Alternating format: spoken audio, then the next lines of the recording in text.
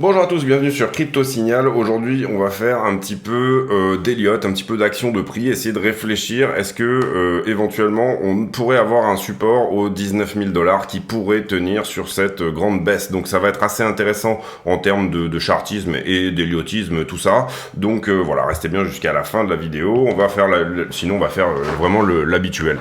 Ici vous voyez une charte. Moi j'ai toujours plusieurs configs différentes. Ceux qui suivent la chaîne tous les jours vont plutôt être habitués à celle-ci, qui est, on va dire, mon scénario le plus probable. Là, on va travailler autre chose. On va travailler autre chose, pourquoi ? Parce que c'est important de penser souvent en dehors de la boîte. Des fois, on commence on peut être très enfermé dans un scénario et finalement, ça empêche de voir d'autres choses. Donc, de temps en temps, il faut clearer un petit peu sa charte et puis et réfléchir à d'autres possibilités. Voilà.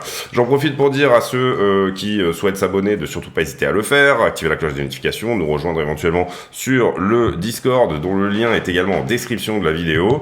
Et voilà, de pas hésiter à rentrer en contact avec nous. Si vous avez du mal à rentrer sur le Discord, il y a une présentation à faire au départ, donc n'hésitez pas à nous envoyer un message privé, c'est pour éviter tout ce qui est bot, scam, etc.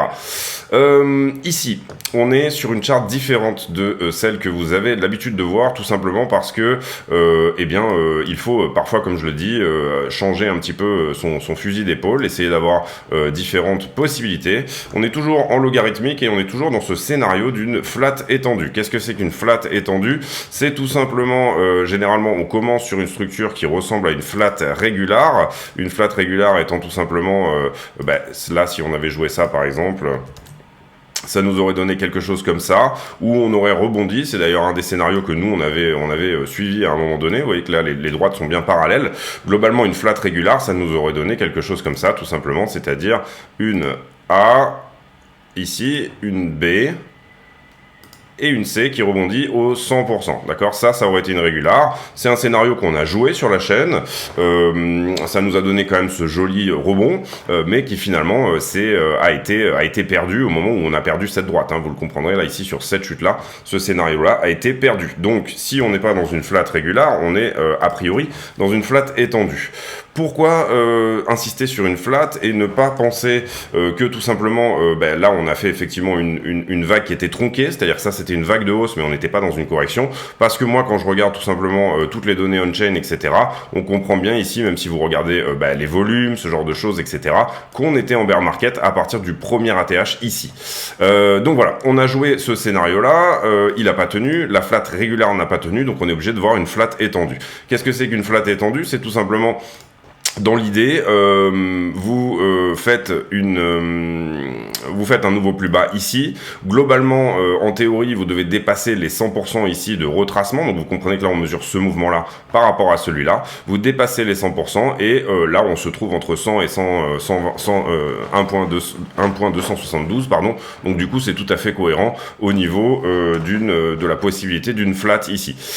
En général, une flat se fait en 3-3-5, c'est-à-dire que si jamais je vous montre le mouvement là ici comme ceci, bon là on va prendre une flat étendue pour l'exemple puisqu'on est en train de parler d'une flat étendue, et bien tout simplement vous allez avoir ici 3 vagues ici pour descendre, d'accord. Ensuite, vous allez avoir 3 vagues ici pour remonter, ok.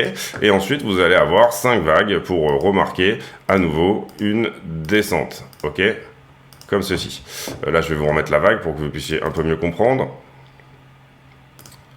Voilà, donc ça se fait en 3-3-5, l'idée c'est ça. Pour moi, on les voit assez clairement les vagues, vous voyez ici une ABC, une 3, hein, la première 3, ensuite une remontée en ABC, une nouvelle 3, et donc on s'attendra à avoir 5 vagues ici sur ce scénario-là. Pour le moment, vous comprenez que c'est pas très différent du scénario que je défends sur la chaîne d'habitude. Il y en a des plus bearish, bien entendu, notamment le plus bearish serait tout simplement de dire que tout ça est une grande zigzag, une autre forme de correction qui a des possibilités, bien entendu, d'aller plus bas. Là, on est sur du moyen bear, c'est-à-dire sur ce que je vous présente là. On est même sur le scénario le plus optimiste dans les bearish. Mon scénario, moi, de tous les jours est encore plus pessimiste que ça.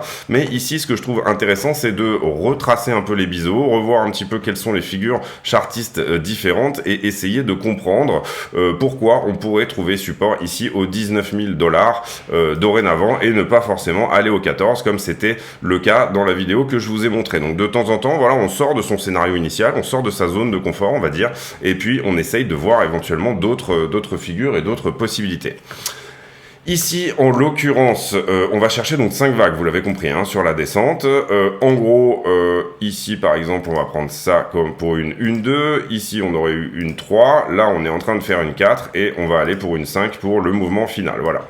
Le scénario que je défends initialement et assez souvent sur la chaîne, c'est celui qu'on va refaire un bisou à ce biseau. Donc, c'est-à-dire qu'on va revenir ici, potentiellement, en l'occurrence, si on le fait rapidement, aux 30 000, pour ensuite faire une dernière vague de baisse. Et c'est assez fréquent ici qu'on n'ait pas besoin de redescendre tout en bas du biseau, mais qu'on fasse ce qu'on appelle une tronquée, c'est-à-dire que tout simplement on rebondisse là au milieu du biseau et qu'on reparte. Ça, c'est le scénario qu'on défend habituellement sur la chaîne. On va peut-être mettre ici un peu plus d'opacité pour que vous voyez bien la vague et la mettre en un peu plus gros. Donc ça, c'est l'idée qu'on défend assez souvent sur la chaîne et qui pourrait nous donner ce type de scénario-là. Donc là, vous comprendrez que on est dans une ABC également et qu'on s'attendrait à un rebond au 19. Donc là, l'idée, c'est que cette 4 n'est peut-être pas finie, d'accord, ici. On pourrait marquer la fin ici, hein, mais on défend plus le scénario que effectivement on va pouvoir ici rebondir au 19. Donc le support pour moi étant le support ultime étant les 19.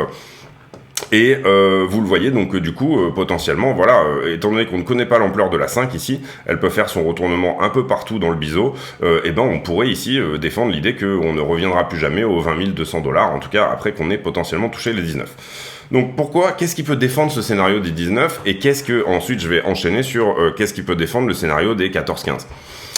Globalement, on a ce biseau ici, donc je vais vous enlever la vague pour qu'on y voit un petit peu plus clair. On a ce biseau ici en jaune là, que vous voyez, qui lui a fait ses 5 vagues hein, à l'intérieur du biseau, et qui pourrait potentiellement nous donner quelque chose, donc 1, 2, 3, 4 et 5, vous le voyez, là on était dans un rebond, on casse le biseau, et là on revient juste en fait faire le pullback sur le biseau. Quelle est la target d'un biseau comme ça? Tout simplement vous prenez l'ampleur totale du biseau, hein, celle-ci là, et vous la reportez au point de cassure.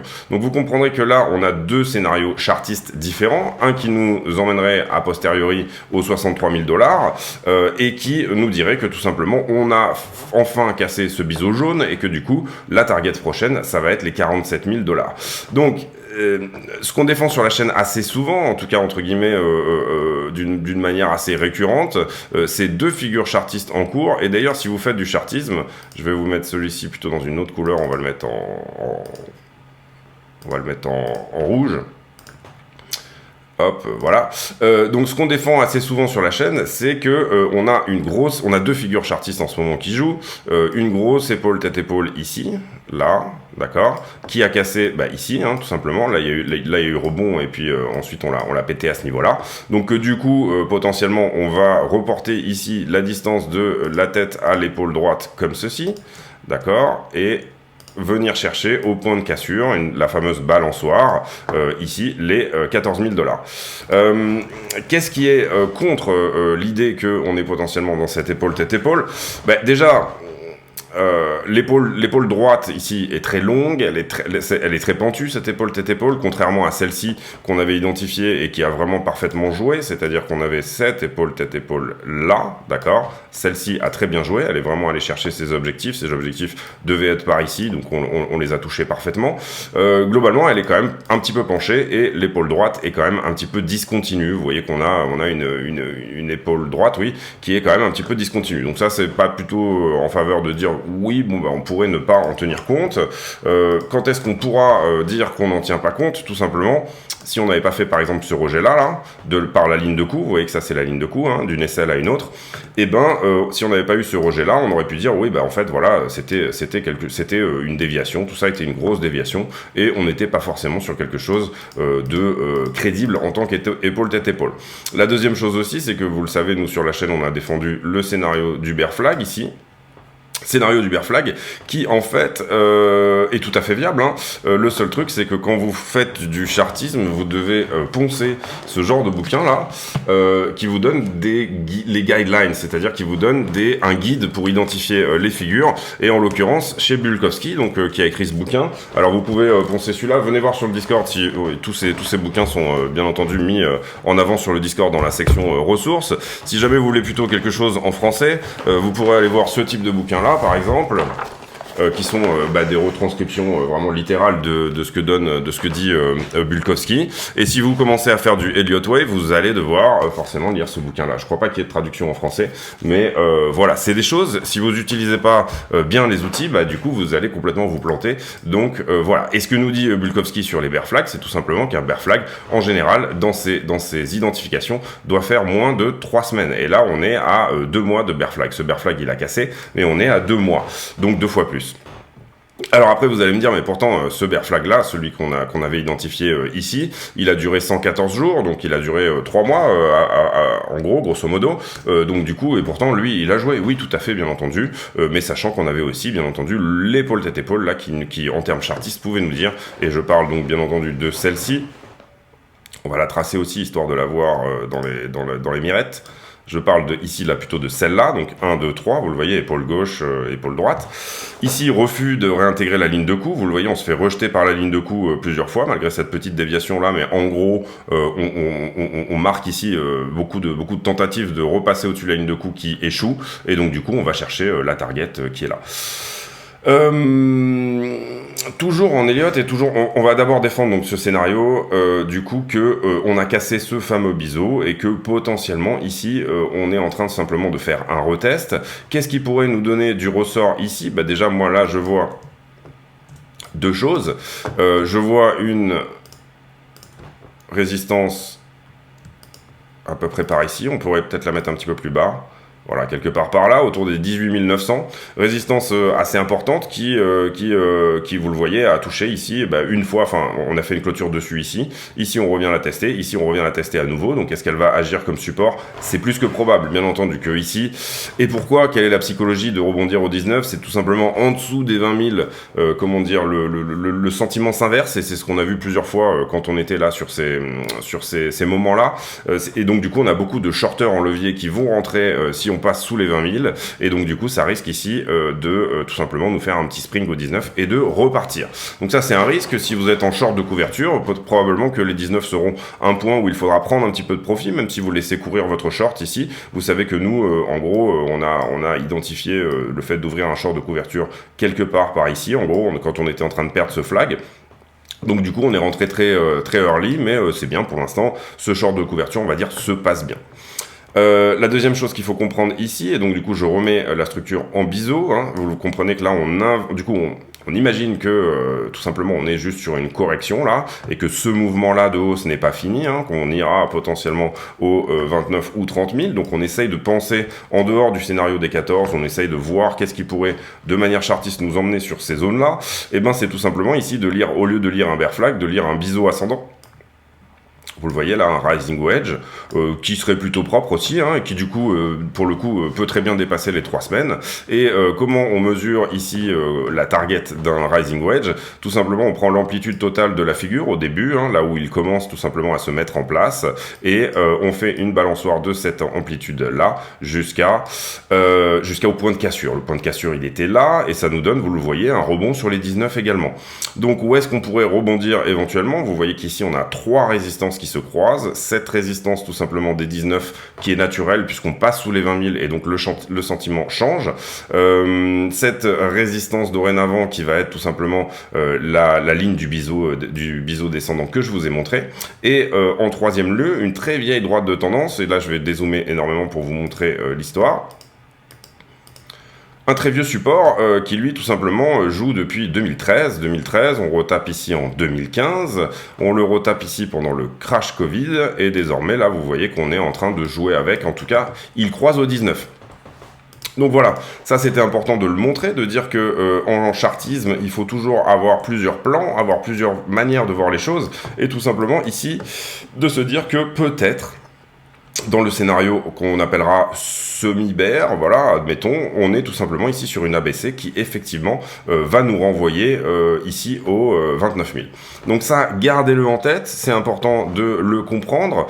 Ça n'empêche pas que derrière on aura un spring ici, vous comprenez que si on doit faire ces 5 vagues-là, on ne sait pas où ira la 5, tout simplement. La 5 peut terminer bien évidemment à 10 000 $, 3 000 $ même, on n'en sait absolument rien. Ici, il n'y a rien de garanti, mais en tout cas, reprendre un peu de profit profit si on va aux 30 000 serait potentiellement une bonne idée. Pourquoi je dis ça? Parce que beaucoup de gens, pensent qu'il n'y a qu'un scénario dans ce type de manière de faire, etc. Ils pensent que, tout simplement, ça y est, le scénario s'établit. Nous, on a fortement encouragé ici, enfin, on a fortement dit, attention, ça va baisser, il y a une énorme perte de momentum aux 25 000, etc. Mais tout simplement, avoir ici une potentielle idée de, tiens, si mon short se passait mal, à quel endroit, plus ou moins, on pourrait rebondir, et quelles sont les choses qui vont dans ce sens-là, peut vous permettre d'établir tout simplement des dispositions intéressantes pour éventuellement, par exemple, ceux qui n'ont pas payé. Alors moi, je les ai payés, j'ai payé les 18,5 ici. Ceux qui n'ont pas payé éventuellement les 19, 19,3, voilà, enfin dans ces zones-là, prenez toujours un petit peu au-dessus si vous êtes en point d'achat, vous serez peut-être ici dans des bonnes dispositions pour le faire. Et qu'est-ce qui va dans le sens de cette idée-là? C'est que je trouve déjà que les alts corrigent relativement peu, alors c'est très relatif, mais globalement on est toujours sur un altcoin season à 94, donc du coup on a beaucoup d'alt ici qui surperforment Bitcoin, et ça veut dire que on est plutôt sur une configuration risk-off sur les cryptos, plus de gens investissent dans les alt que dans Bitcoin. Bitcoin corrige plus que les 50 plus grosses altcoins au monde. La deuxième chose qu'on peut regarder ici, c'est que finalement sur la market cap totale, on n'est pas loin d'être sur un premier support, deuxième support qui sera au 847, mais là on est en train de commencer à toucher du support aussi, ici vous le voyez. Donc ça va peut-être dans le sens de ce scénario-là justement, où la market cap totale vient potentiellement, même elle pourrait venir chercher jusque-là, les 846, mais si on prend un mouvement de AB égale CD, où on pourrait avoir un rebond après ce petit spring qu'on aurait eu au 19. Donc pour moi, à surveiller, le niveau des 19, c'est vraiment le niveau à surveiller. Sur Ethereum, je vous avais dit qu'on avait un support ici au 1005, donc pour ceux qui voulaient éventuellement payer les 1005, ça serait pas déconnant que de le faire. Encore une fois, si on est toujours dans ce scénario un peu d'impulsive, c'est-à-dire que effectivement Ethereum est suffisamment bull pour aller toucher les 2400 $ et rebondir sur là où il en est là actuellement. Pour le moment, en tout cas, ce qu'on peut voir sur Ether, c'est effectivement ce mouvement en 3 vagues. S'arrêter là, ça voudrait dire s'arrêter prématurément. Ça voudrait dire que vraiment Ether est extrêmement bull, y compris par rapport à BTC, puisque vous avez compris que sur BTC, on pense que BTC va faire moins 1000 à partir de là. Et globalement, ensuite, je vous avais dit que le prochain niveau à éventuellement payer, ça serait les 1260. Donc gardez du cash pour plus tard, parce que potentiellement, si on va au 14, ça sera bien de pouvoir recharger au 14 pour lisser bien votre prix d'achat sur quelque chose d'intéressant. Mais également, si vous n'êtes pas encore exposé et que vous n'avez pas payé les plus bas de juillet, quoi, en gros, juin-juillet, et ben peut-être que ici, mettre une petite pièce n'est pas une mauvaise idée. En ce qui concerne les shorts de couverture, ceux qui ont ouvert des shorts de couverture, ça dépend du levier. C'est-à-dire si vous avez ouvert un short avec un petit levier, vous pouvez éventuellement rester en position là. Je recommanderais pas ici de bouger votre stop loss au point d'entrée, pas encore. En tout cas pour moi c'est prématuré. On attendra ici de voir ce que donne ce rebond et ensuite éventuellement de repartir vers le bas. Donc l'idée, voilà, vous le comprenez ici sur Bitcoin, c'est que tout simplement cette correction peut s'arrêter au 19. Qu'est-ce que ça nous donnerait en termes d'extension de Fibonacci? Ce rebond a été assez faible, finalement, ce petit rebond que vous voyez là. Et globalement, les 19 nous donnerait les 0,618, qui est un ratio tout à fait honorable, 0,786, ratio tout à fait honorable pour rentrer. Si jamais on fait aussi une étude de tout ce mouvement dans sa globalité, c'est-à-dire depuis juin, combien on a retracé tout simplement vers le haut, eh bien vous comprendrez que payer les 19 correspond à payer les 0,786. On a désormais trouvé un léger support au niveau des 0,618, donc payer les 19 ici correspond à payer une zone de rechargement relativement institutionnelle et relativement parfaite. On pouvait ici, pour ceux qui n'étaient pas encore en position, tout simplement commencer à payer, et j'ai fait un tuto sur les Fibonacci. Dans mon tuto, j'explique que payer le 0,382 n'est pas un bon move, et qu'on peut commencer à payer à partir d'un retracement au 0,5, de 0,5 à 0,618, et également payer jusqu'au 0,786. C'est pour ça que cette zone de rechargement en vert là se situe dans la zone entre les 0,5 et les 0,786. En tout cas, moi, c'est comme ça que je procède. Donc, voilà l'idée, globalement, de cette vidéo, c'est tout simplement de vous dire... Ouais, on a parlé des 14, et c'est le scénario privilégié, mais aller au 14 tout de suite remet en doute cette idée que finalement, on doit passer par les 29 avant d'aller faire ce fameux spring en bas. Si on le fait, après on peut très bien casser ici, de toute façon le marché fera exactement ce qu'il veut. Donc du coup, l'idée ici, c'est tout simplement de lire les actions de prix, essayer de comprendre la macro, avoir bien entendu tout ça sous le manteau, et avoir tous les outils dans sa sa besace pour pouvoir, bien évidemment, ici, réfléchir à des nouvelles configurations. Mais vous le voyez que la configuration initiale, elle est plutôt celle-ci, elle est plutôt de dire, on est dans ce fameux bear flag, on est dans ce fameux épaule-tête-épaule qui a cassé, les targets, elles sont de 14. Tant qu'on n'a pas réintégré la ligne de coup qui est la droite jaune ici, ce scénario tient. Vous voyez qu'on a eu un gros rejet ici, et que donc du coup, on pourrait à nouveau essayer d'y aller et se refaire rejeter, par exemple. Ça serait vraiment pas déconnant. Voilà, on va faire les news rapidement. Alors les news, je suppose que ça a trait pas mal à Powell et compagnie. En gros, voilà, rien sur Wall Street Journal, en tout cas que je vois de vraiment dans les headlines. Ici, pareil, on a couvert la vidéo hier sur le discours de Powell, donc pas trop la peine de se prendre la tête là-dessus. Voilà, rien en termes de news pour moi ici à regarder. Le calendrier économique, on ira faire un tour demain. Wall Street qui finalement comprend le message alors que les stocks se casse la gueule juste après le message de Powell. Et globalement, voilà, les news, on les a faites hier, les grosses news du moment. Sur le calendrier économique, on ira faire en fin de semaine, donc demain, dimanche, un petit peu qu'est-ce qui nous attend pour la semaine prochaine en termes de news importantes. Mais pour moi, voilà, on a fait le tour là-dessus. Ensuite, dans les news, oui, importantes, et j'ai oublié de la couvrir hier. C'est celle-ci. Samsung, donc 25 août, ça date de 2 jours, qui pense à monter un échange crypto. Alors là, il faut imaginer que la news, elle est quand même assez boule, au sens où vous allez avoir ici potentiellement la moitié des téléphones dans le monde qui potentiellement vont être nativement dotés du fameux exchange de Samsung. Hein. Vous comprendrez que ici, quand vous êtes une marque de téléphone, vous avez un fabuleux point de vente. C'est comme si, je sais pas, pour donner une idée, même si elle est pas très bonne, c'est comme si la Poste qui lance des produits bancaires, des produits mobiles, etc. Ils ont plein de points de vente. Là, en l'occurrence, quand vous avez tout simplement un point de vente qui est dans la poche de votre consommateur, vous pouvez très bien lancer ça. Donc du coup, Samsung qui veut lancer un échange crypto, alors je sais pas si ça va se faire via un partenariat, etc. On avait eu cette news aussi début août, comme quoi Samsung était partenaire avec Theta Labs, donc l'altcoin Theta, pour faire des NFT sur Galaxy. Voilà, donc très intéressant je trouve, parce que ça peut pousser Apple à vouloir faire la même chose. Hein. On a globalement le marché est divisé en deux. Vous avez du Samsung et du Apple. Voilà, Huawei a été mis de côté dorénavant. Donc du coup, voilà, on peut imaginer là que c'est quelque chose de globalement très bull. Bien entendu, théoriquement, voilà, en bull market, ça serait une news qui aurait complètement propulsé le prix. Là, vous comprendrez que les investisseurs sont très indécis, donc du coup, c'est quelque chose qui forcément peut-être peut faire peur. Sur Trading Light, on a des ordres qui commencent à apparaître ici à l'achat, hein, donc entre justement cette fameuse zone des 20 et la zone des 19. Principalement apparu ici, des ordres de vente qui n'ont pas été fill ici, mais qui n'ont pas disparu. Globalement, pas grand chose à dire de ce côté-là. Les options de fin de mois, on les a déjà faites, donc on va passer là-dessus. Sur tout ce qui est marché en levier, vous voyez qu'est-ce qui a été pris hier suite au discours de Powell. Eh bien, on a eu toutes ces barres-là qui ont été prises. On avait fait la vidéo par là. Qu'est-ce qui s'est passé depuis ? Hop, on va ici reprendre un petit peu pour mieux voir l'open interest. Qu'est-ce qu'il s'est passé depuis ? Là, on a donc du coup les annonces du PCI, le discours de Powell, beaucoup de contrats qui sont fermés, et puis ensuite, principalement, on se construit sur du short.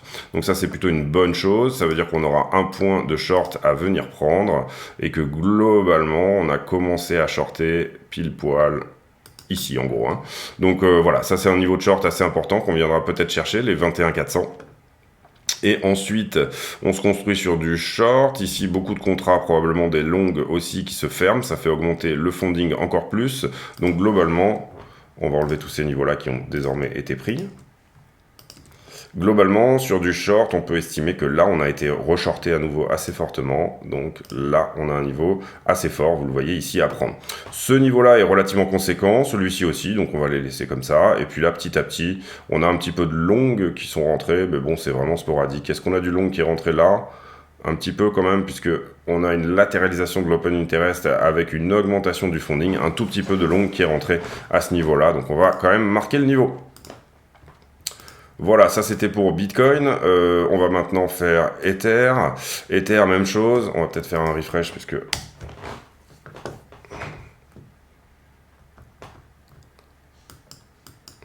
Alors, Ether, même chose. Qu'est-ce qu'on nettoie? On nettoie ça. Alors, malheureusement, avec le refresh, il a dû perdre mes niveaux d'hier. C'est pas grave.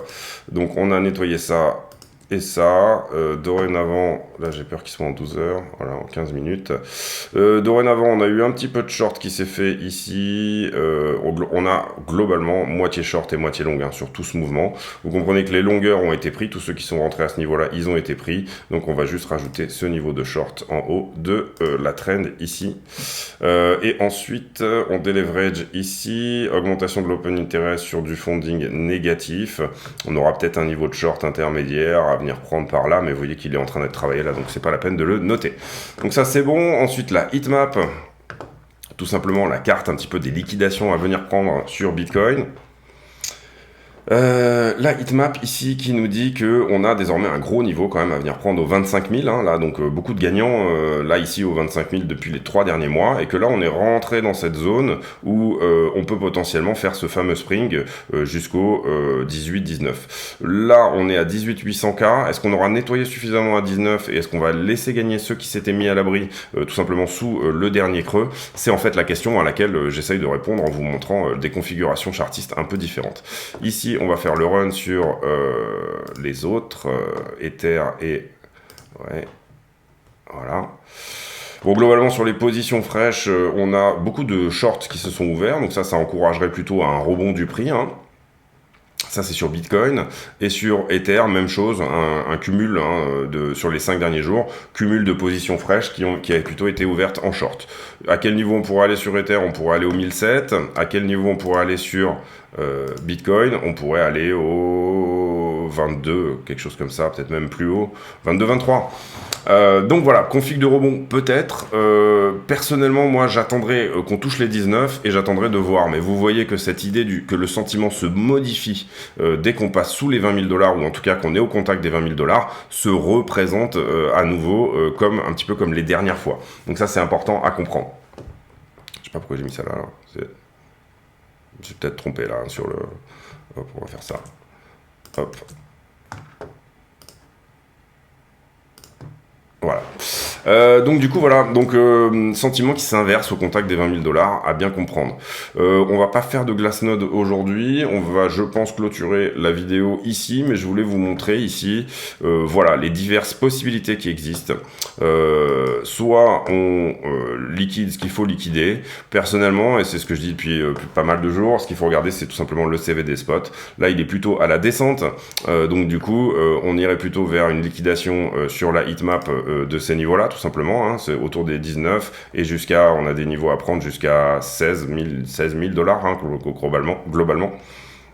Donc voilà, ça pencherait plutôt dans le sens des 14. Sur Ether, pareil, on a eu un rebond un petit peu du CVD, mais le CVD qui est plutôt à la descente également, donc le chemin de moindre résistance que vont calculer les algorithmes qui sont censés vous liquider, va potentiellement ici être plutôt vers le bas. Voilà, c'est tout pour moi aujourd'hui. J'espère que cette vidéo vous a plu. Donc on a fait un peu d'Elliott, on a fait un petit peu des divers scénarios. On a aussi montré la nécessité de assez souvent remettre un petit peu, secouer un peu le cocotier pour remettre un petit peu les idées en l'air, ne pas rester affiché dans un scénario, mais garder toujours sans aller dans le doute, mais garder toujours les éventuelles possibilités chartistes que d'autres choses se fassent. Et principalement, moi ce que je dirais, c'est vraiment, il est très important d'utiliser les outils chartistes de la bonne manière. Donc si vous voyez des gens qui font des erreurs, etc., que vous regardez et qui utilisent vraiment le chartisme d'une manière vraiment, je dirais, profane, tout simplement ne leur donnez pas de crédit parce que c'est très dangereux d'utiliser un mauvais outil pour faire des mauvaises choses. Donc formez-vous, achetez les bons bouquins éventuellement, discutez peut-être avec, je sais pas, les bonnes personnes, ou essayez en tout cas d'aller voir les bons tutos de manière à tout simplement être relativement accurate par rapport à vos prévisions dans tout ça. Voilà, je vous souhaite à tous une très bonne journée, j'espère que ça vous a plu. N'hésitez pas, donc je le redis, mais à nous joindre sur le Discord, dont le lien est en description, à venir nous retrouver. J'essaie de pousser un petit peu le Twitter en ce moment, donc je tweete de plus en plus également, donc n'hésitez pas, le tweet c'est @cryptosignalfr. Pareil, il y a un groupe Facebook, bon là où du coup ça reprend principalement les posts de vidéos, là j'essaie pas trop de faire vivre ce truc là, mais voilà. Et puis, utilisez également, si vous le souhaitez, les liens d'affiliation qui sont, si vous souhaitez rentrer sur un exchange ou ce genre de choses. En ce moment, je suis en train de beaucoup poncer Bybit pour vous faire un tuto sur Bybit. Donc du coup, je l'utilise pas mal pour essayer de voir les diverses fonctionnalités, etc. Donc je pense assez rapidement à un tuto sur le trading futur, notamment sur Bybit, qui devrait sortir. Je vous souhaite à tous une très bonne journée, n'hésitez pas à vous abonner également, et puis on se retrouve demain pour une nouvelle vidéo sur les potentiels endroits où pourrait se retrouver Bitcoin, le point météo habituel. N'oubliez pas ici, et c'est ce que je dis souvent quand je fais des vidéos sur les altes, toutes les altes peuvent prendre à moins 50% à partir de maintenant, et surtout celles qui ont fait leur chat, c'est-à-dire qui sont allées au 100%, notamment on le voit sur, par exemple, j'avais fait une vidéo là-dessus, là ici, voilà, et j'avais noté ici, vous comprenez ici par exemple sur comment dire, Dodo, vous n'avez pas pris votre shad, mais sur Curve, normalement vous auriez dû prendre un shad, sur Uni vous auriez dû prendre un shad, sur DYDX vous n'aurez pas eu votre shad, vous l'aurez pas touché, sur Tron non plus, sur Avax quasi touché mais on l'a pas eu, sur Theta pas de shad, sur Phantom, pas de shad non plus, sur Matic, largement touché je pense, oui, sur Solana, pas touché, et sur Wave, pas touché non plus, et sur Eagle, pas touché. Donc globalement là, vous auriez dû quand même ici libérer du cash au niveau de vos shads, hein, sur ces altes que j'avais présentées là. Sur au moins la moitié. Donc dites-vous bien ici que un bon point d'entrée sera soit un retest des bottoms, tout simplement, soit vous avez sorti votre shad et maintenant vous continuez avec un investissement gratuit et vous prendrez vos profits quand vous les prendrez. Mais si vous voulez recharger, moi j'attendrai quand même éventuellement un retest des plus bas. La potentialité qu'on aille sous les 17,6 pour moi est autour de 50%, c'est-à-dire qu'on est à 50-50 là. Donc voilà, en termes même de chartisme et quand on regarde éventuellement toutes les charts des altes, on regarde et on voit que ça peut prendre moins 50%, on a des supports, si on perdait 50% à ce niveau-là, on pourrait continuer. Donc si jamais Bitcoin va à 14K, comprenez bien que toutes les altes vont faire une diminution d'une cinquantaine de pourcents. Voilà, donc c'est tout pour moi. J'ai pour habitude de poser une question aux abonnés qui est tout simplement d'ordre complètement différent du Bitcoin, et en l'occurrence la question du jour sera autour des voyages. Voilà, quel est pour vous le voyage qui vous a le plus marqué, et quel est pour vous le voyage duquel vous êtes rentré potentiellement un petit peu changé, un petit peu chamboulé par rapport à vos habitudes, voilà, qu'est-ce qui pour vous est le voyage de votre vie, celui qui vous a le plus modifié psychologiquement. Voilà, c'est tout pour moi aujourd'hui. Je vous souhaite à tous une très bonne journée. On se retrouve demain pour un nouveau point météo sur le Bitcoin. À bientôt, merci.